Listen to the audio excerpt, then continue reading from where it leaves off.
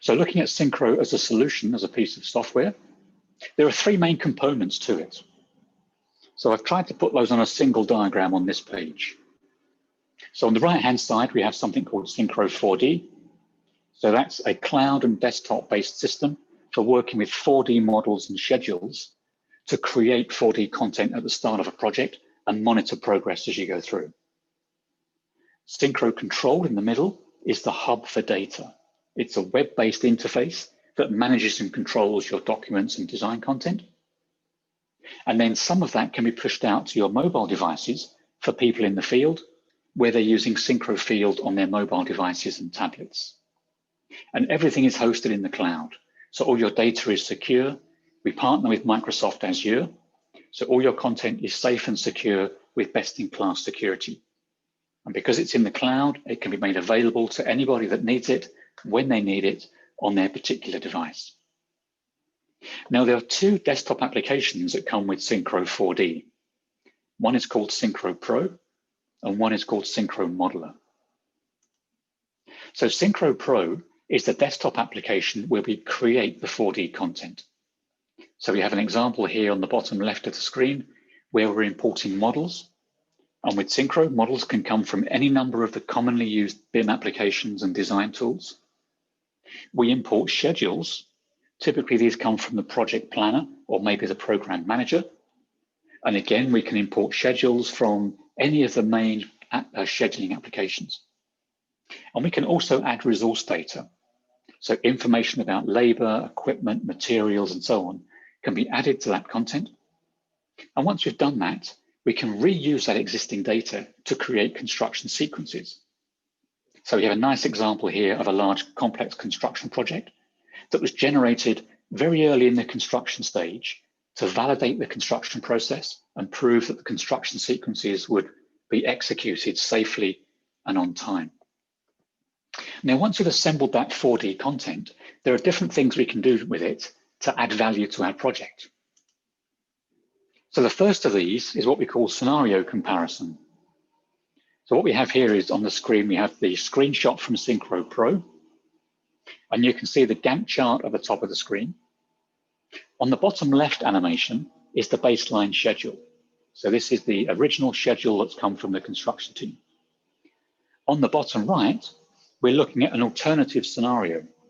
So we're trying to evaluate whether we can build more quickly or more safely, or whether we can catch up some time that we might have lost because something's happened on site that's disrupted things. We can also look at equipment planning. So once we have our construction model and our time sequence, we can add equipment such as cranes, excavators, trucks, people, and materials. And we can plan how best they can be used through the project. And we can track earned value. So construction teams are very concerned about how much they're spending, when they're spending it, and on which parts of the project it's being spent. So with Synchro, because all this data is inside the 4D model, we can run our analyses as we go through construction, comparing planned and actual progress, and look at whether we're above the curve or below the curve for our spend profile. We can also use the model for health and safety management. So there's an example here where we've got a construction project for a fuel system, a fuel container. And we're looking at hazards of falling, of tripping, electrical risks and hazards. And we can use this model firstly for planning construction before we start on site. But we can also use it during construction to educate the construction crews. We can show them what they need to be aware of, where the risks might be occurring, and other issues concerning health and safety. Next, we can visualize the critical path. And in my experience, construction planners know the critical path, they understand the schedules, but it's quite hard sometimes to explain to non-technical people what the critical path items are. So with Synchro, we can highlight those very easily with color coding. And here we've shown them in red. So the construction crew knows that if they're working on these areas in red, they're on the critical path, so they have an extra level of importance when they're being worked on. And then finally, we can use those models and those construction sequences for creating some nice visuals. Synchro is used a lot in work-winning activities. So construction teams and designers will often take their design content and their construction models and visualize them like you can see in this animation here. And so they can put this together as part of a bid submission to a client.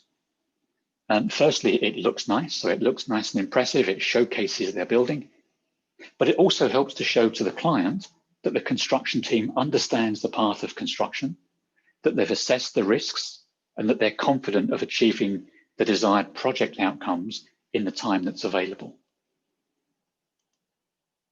Now, the second desktop application is Synchro Modeler.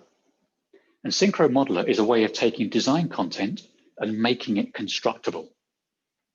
And a typical scenario might be with the floor slab in a building.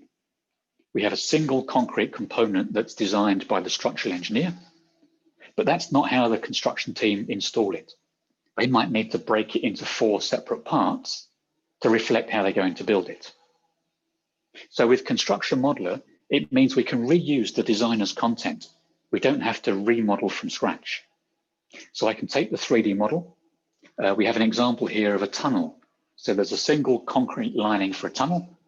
And with Synchro Modeler, we're using these red slices to break it into 4 or 5 pieces.